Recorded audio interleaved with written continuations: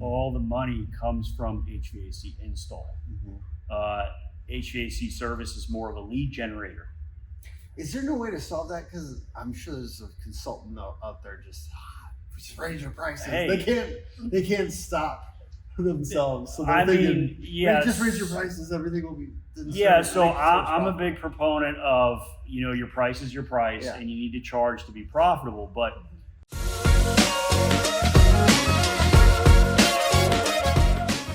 hey, how's it going? It's Tim Brown. This is the Plumbing and HVAC Hustle podcast, or as Peter likes to say, HVAC. HVAC. I noticed you like HVAC. I do. Okay. I do like HVAC. I didn't always like HVAC. Yeah. We added HVAC in 2019 and we struggled. Yeah. So being a plumbing company, originally, we started in 2015 with plumbing. We did a really decent job. We had double-digit profits. And we thought, hey, let's go ahead and add another trade. So we did that in 2019 and we struggled all the way up until about 2024. Alicia. Yes. What part in these struggles did you play, and how did you get through some of them? What part in the struggles? I mean, I think that we both went through a period of, we didn't have the right people in the right seats. So, and there's a lot that we didn't know. I think that we didn't do enough on sites. We thought that because we were really great at plumbing, we would be really great at HVAC. And so instead of reaching out to people and gaining more information before starting HVAC, we kind of trusted some people that we had brought in to help us lead that they maybe knew what they were doing. We didn't ask enough questions. I think that we had some hubris going into it, and we learned a lot of lessons, and I don't think that we made decisions quick enough. So there were some tough decisions that we needed to make, and we took too long to make them. Hubris. Yeah. Tell me more about that. Yeah. Do you want to talk on hubris? I mean, we were successful, and when you're doing really good at plumbing, we're 20-25% profit year over year, or more than doubling in growth, more than doubling in revenue year after year. You kind of like, I don't know, not everybody, but we were like, wow, we got this thing down, and we thought that we could just apply that to anything. And HVAC it operates differently than plumbing. Pete can speak more to it. I think that the interesting part of it, though, is that now we've actually kind of shifted the way that we operate plumbing to follow more of an HVAC model. So a little interesting caveats, but they're not the same business. It's not the same thing. So specifically, I want to get pretty specific on this podcast if you guys are willing to. Yeah. Like from plumbing to HVAC, mistakes that were made, as much as you're willing to share. And we kind of got the overarching things, but other mistakes that can happen. Well, so I mean, plumbing as a service-based model. You can take a plumber on the service side of things. At least this is my experience. This might not be the case across the country in different regions with different demographics and stuff like that. But ultimately, if you take plumbing and you add a service technician, he can go out and you can pretty much immediately, as long as he's got a good conversion rate, good average ticket, things like that, you can pretty much immediately make a profit on the plumbing side of things. Okay, with HVAC, you really have to have a lot of support personnel to be profitable in that business. So, to take an HVAC service technician, let's say you added a HVAC division to your business and you just added an HVAC service technician to that business, you're going to fall flat on your face because there's ultimately no money in HVAC service. All the money comes from HVAC install. HVAC service is more of a lead generator. Is there no way to solve that? Because I'm sure there's a consultant out there just raise your prices. Hey. They can't stop themselves. So I they're thinking, mean, yes. just raise your prices, everything will be. Yeah, so I'm a big proponent of, your price is your price, Yeah. and you need to charge to be profitable. But ultimately, on the HVAC side of things, you can essentially price yourself out of the market on the service side. Okay. Especially when you're dealing with things like you got technicians going out there. I mean, the number one thing, and I'm a plumber, and HVAC guys might be chomping at the bit to tell me to shut up or whatever, but the number one thing in the summertime is dead capacitor. How much you going to charge for a capacitor when there's competitors out there charging X amount for that? All right, you think of a number in your head, and I'll think of a number in my head. Ready? Ready? All right, say them at the same time. 500. 750. There you go. So I mean, but your market is different, right? You have different. Well, no, I don't think any market across the country is different in regards to something like that. So I mean, if customers, they're looking up parts, they're using the internet. Okay, all right. Well, they're looking up parts, they're checking, videos on YouTube, they're looking this stuff up. And I mean, even $500 is expensive for a capacitor for a customer to replace. So and your price is your price. It doesn't matter what anybody else is charging for that. Ultimately, customers are going to look at that and they're going to go, hey, I found this part on Amazon, and literally you can buy a capacitor on Amazon for $10. Mm-hmm. But Now, I'd shock the shit out of myself. But Yeah. I mean, I think that also happens on the plumbing side, right? Yeah. Price objection is price objection, and so it's our job and our technician's job. I mean, it's the job of who's ever on site to educate, show value, because a capacitor could be $589, Mm-hmm. even if it's a $24 part, and we have the same thing on the plumbing side. Mm-hmm. To rebuild a toilet is $25 in parts, but it's $400 to do a minor rebuild. Mm-hmm. So it really, it's not so much that on when I'm talking about models, it's more so, like he said, support staff. There's a lot more involved with doing an HVAC install job, Mm-hmm. right? There's a lot more that comes into play, where it's really hard for the service tech on the HVAC side to go out. They're selling tech models.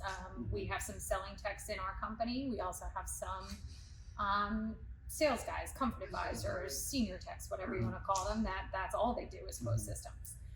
So we actually run both. Did you guys do that from the beginning, or did you layer that on over time? So Rilla allows you to listen to it's an AI in your pocket, listens to the appointment. It's pretty crazy what it can do. It gives a script, gives everything they said, it breaks down some statistics for you. Analyze talk ratio, interactivity, like how you and I are interacting back and forth, longest modeling, like all those things. This is the shit that I most believe in.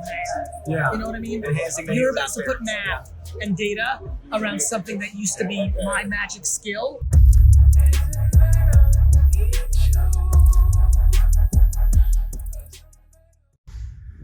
And then we pretty much did it from the beginning, but And that wasn't what's one so of your different mistakes. about that? No, what's so different about it though is on the backside, the support. So if you have a selling tech out there, you also need them running service calls.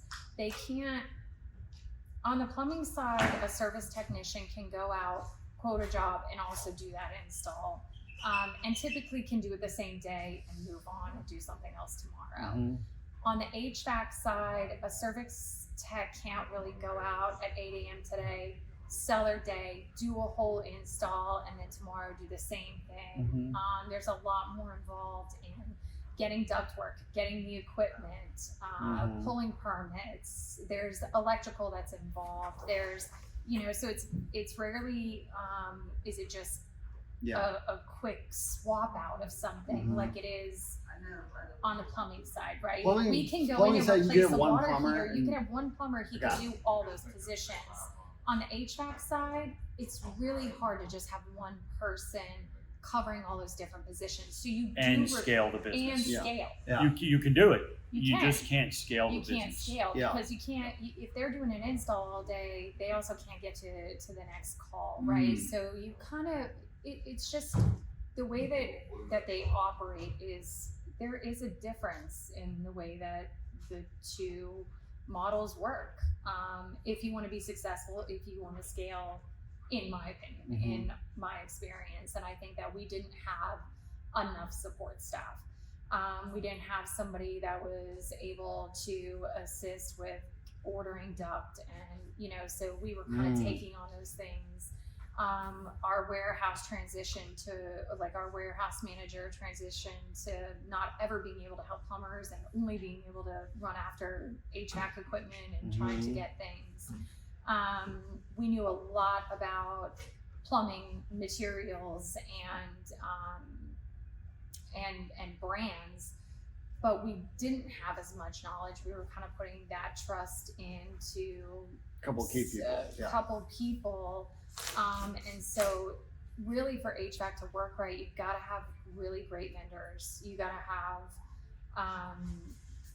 Really great managers. really great leaders and managers and operations, and you do have to have a little more support staff on the office side of things. Yeah. Can I ask you just a little interlude for a second? If you had to choose, you're starting a business, and let's say somebody was making a decision between an HVAC or a plumbing business, which one's better?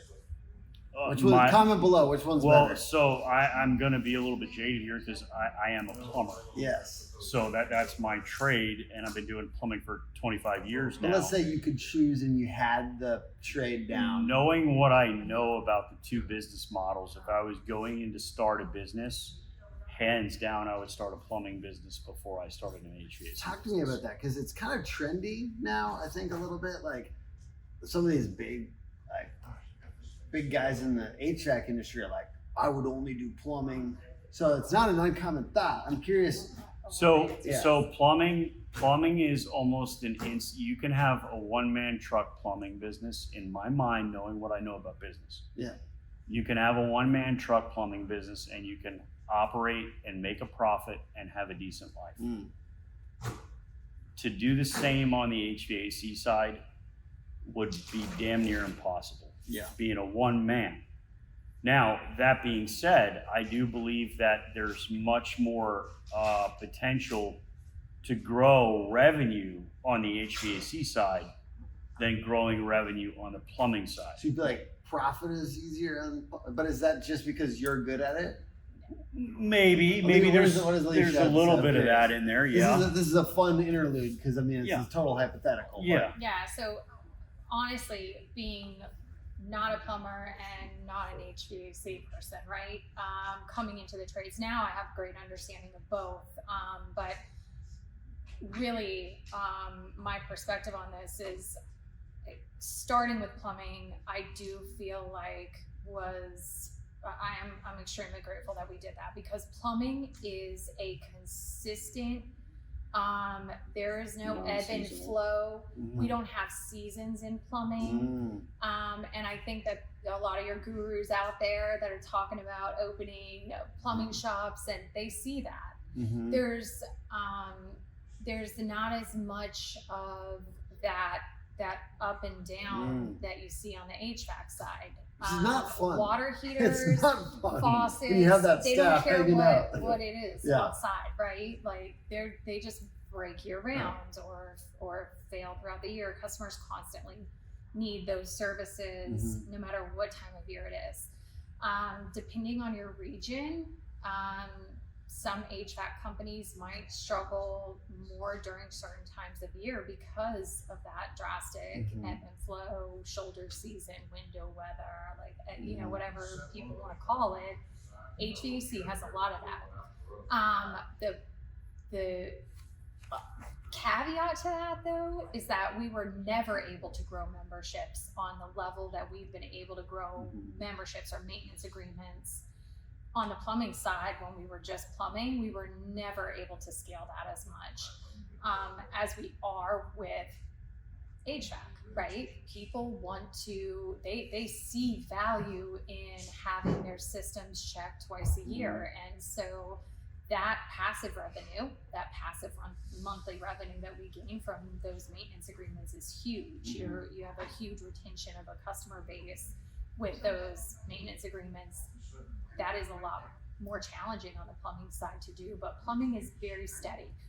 HVAC tends to have a little more up and down. One more kind of interlude question here. Working together as a couple. I'm sure we can all summarize that really quickly. I also work with my wife, by the way. And it's cooler now than it was before, for whatever reason. Maybe because we're winning a little bit. That really It's helps. always Yeah, better that than definitely it helps. does. Talk to me about a few challenges that you guys have gone through and what you've done to stay sane and together.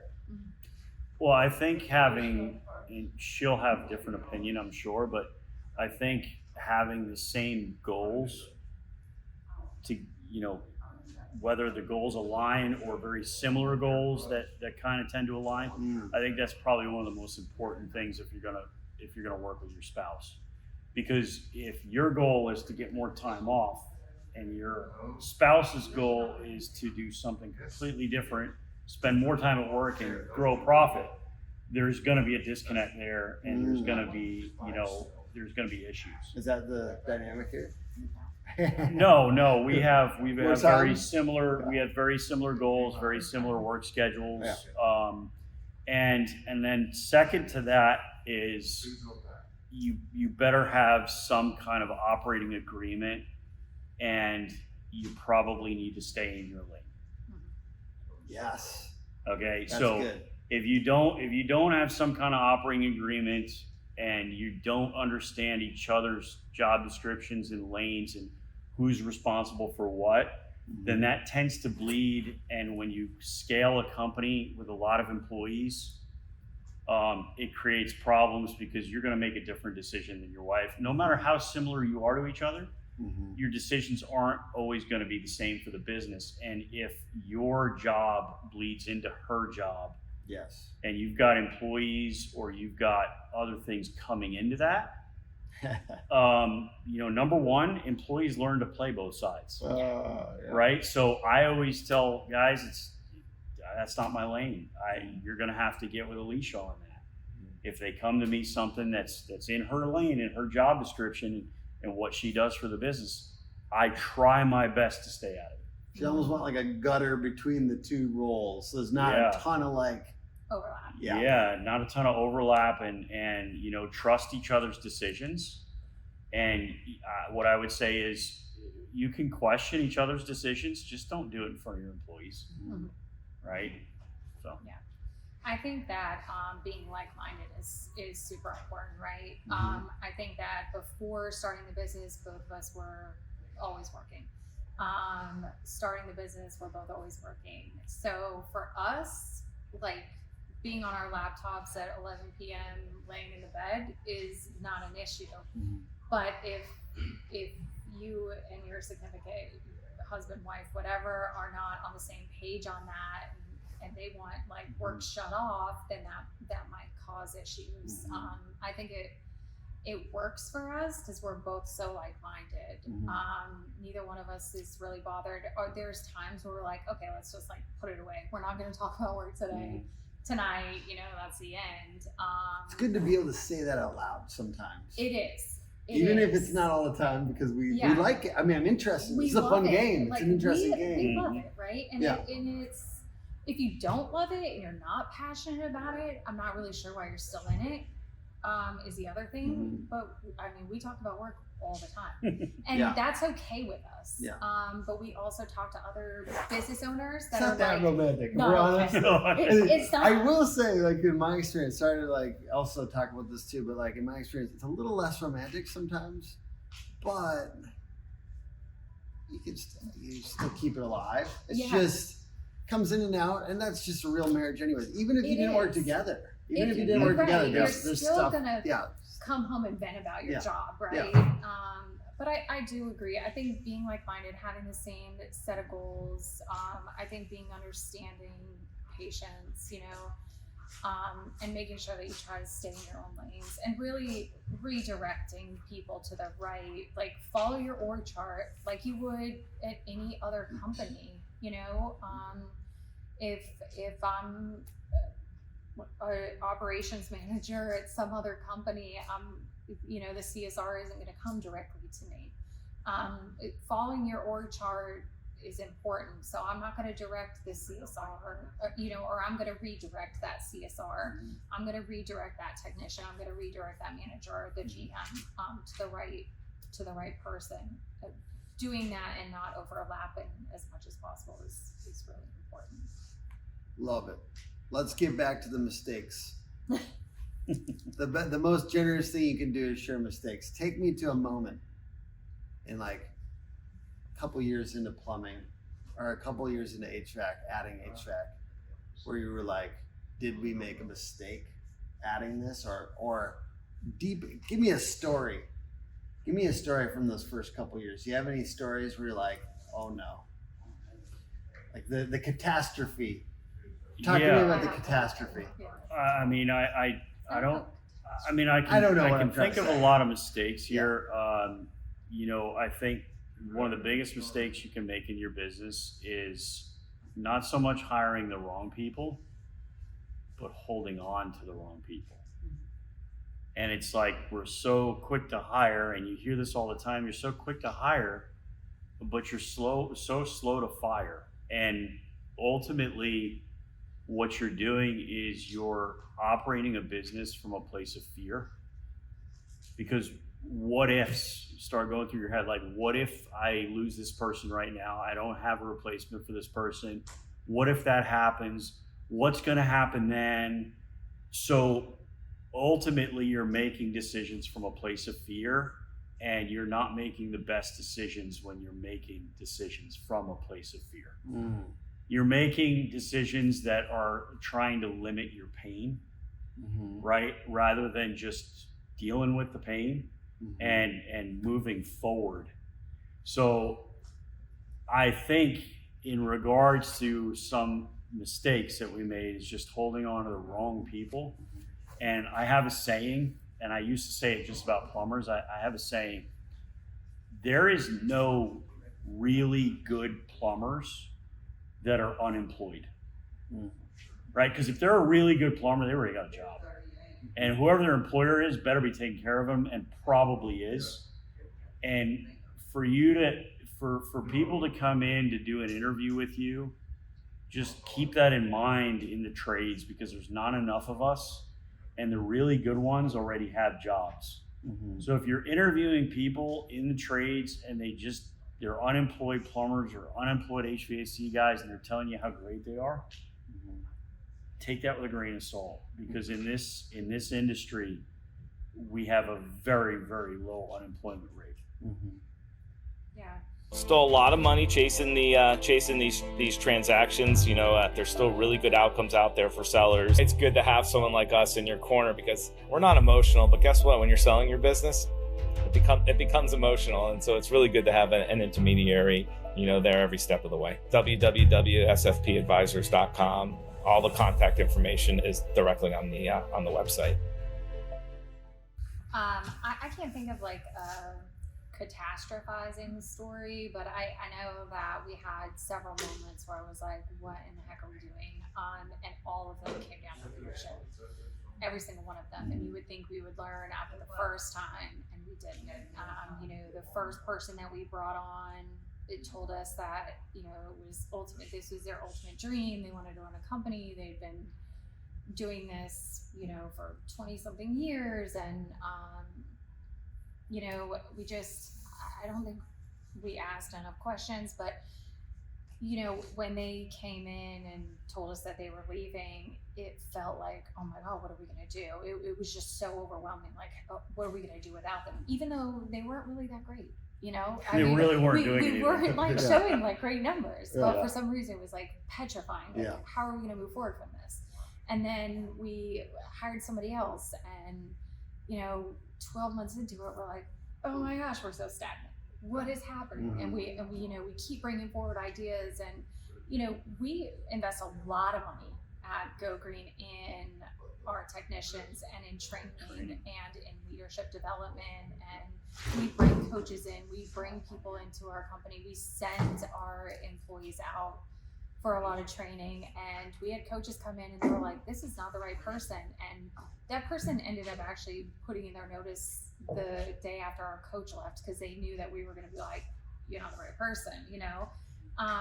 Our coach was right. We knew that our coach was right before our coach even came.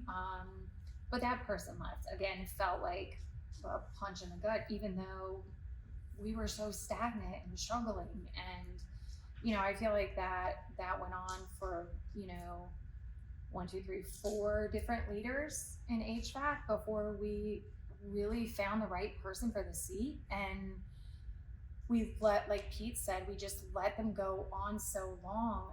But I think that we allowed ourselves to feel defeated, even though they weren't doing well. We allowed ourselves to feel so defeated every time they left. And I think that it took us a long time, you know, after each one. And I say a long time, maybe 3 or 4 weeks, but that's a long time in business to like rebound from those, you know, each time that happened.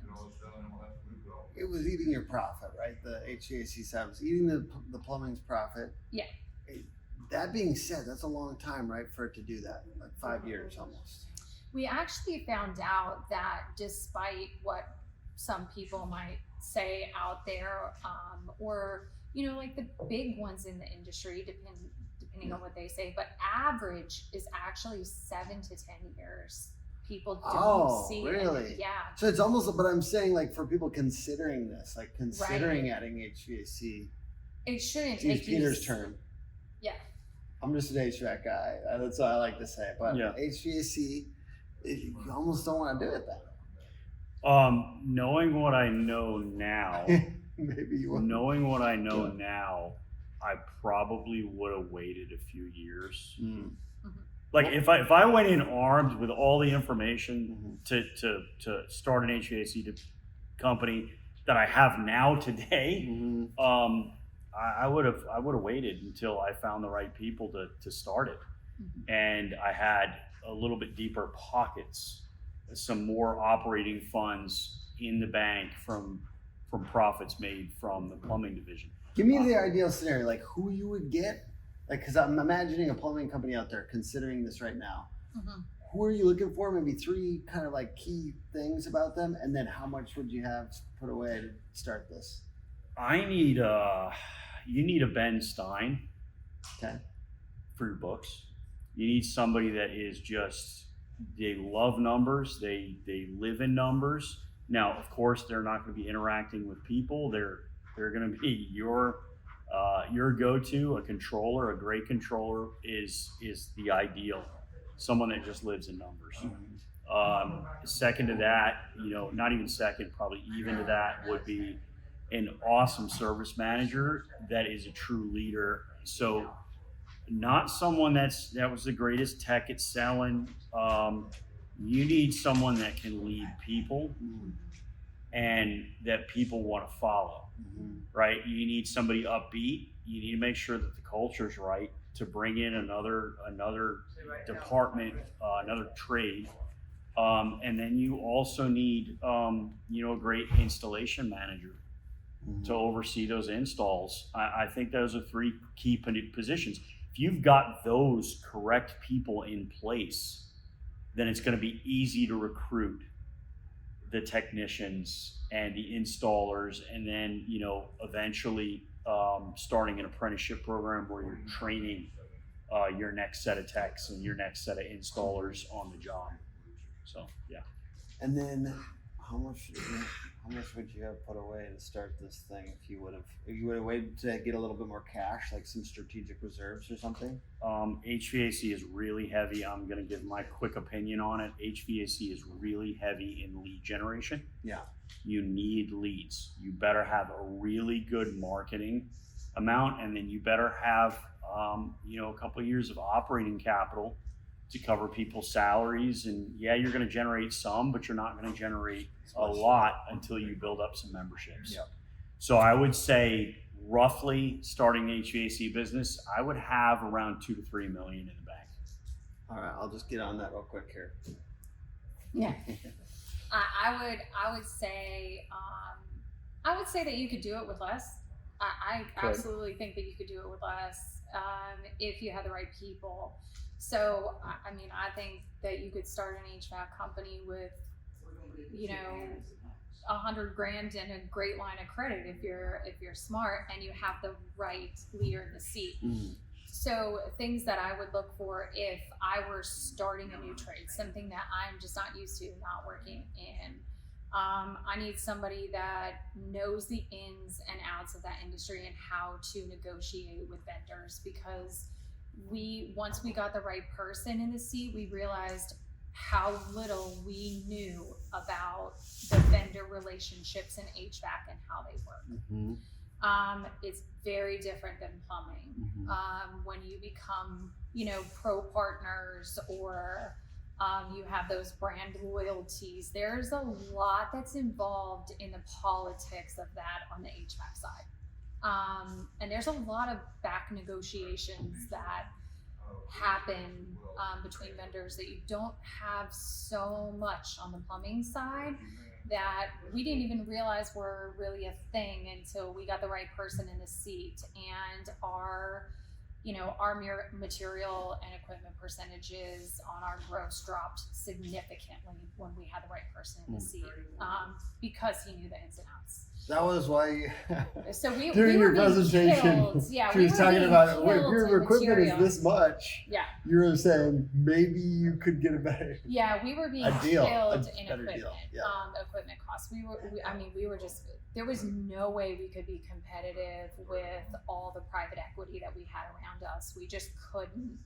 And we happened to start right when, and nothing against private equity, but they've got massive Buying power. You know, and so We're all really pro private equity around here, so don't worry about it. Yeah.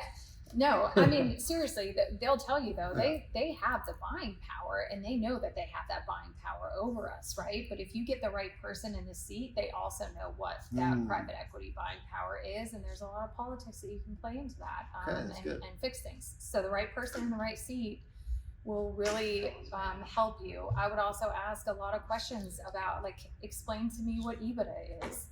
If they can't explain to me EBITDA, they're not an operations manager, right? If they can't explain a profit and loss, if they don't know what they control on the profit and loss statement, if they don't know what's within their control on that, then they're probably not an operations manager. And I think that what we did is we brought in really awesome people that had really great KPIs. They were really great technicians. They were really great selling techs. They didn't have the business understanding. We had the business understanding on the plumbing side, but not the HVAC side, and we couldn't coach them. We needed somebody to come in and work alongside of us, not somebody that was working for us. We needed almost like a partner to help us really start that. So that trade, and we didn't do that. Instead, we just brought people up in ranks who necessarily didn't have the right motive, right? And that's something we look at too now a lot. Pat Lencioni wrote a book, The Motive. That's really great. It talks about why are you in leadership? Yeah, what is the why for your leadership? That's something we have all of our leaders read now, because we want to know why. Lencioni's the man. Thank you so much for watching, and thank you guys for being on. Yeah, thanks for having us. Where can people go to check you out online? You can find us on Facebook, Instagram, YouTube, TikTok, any of the platforms. We do have a plumbing of business, or business of plumbing and HVAC Facebook group, and gogreenplum.com. Awesome. Thank you so much. And the podcast is put on by hookagency.com, Hook Agency all over social media. And appreciate you guys for watching. Thank you guys for being here. Thank you. Thanks for having us.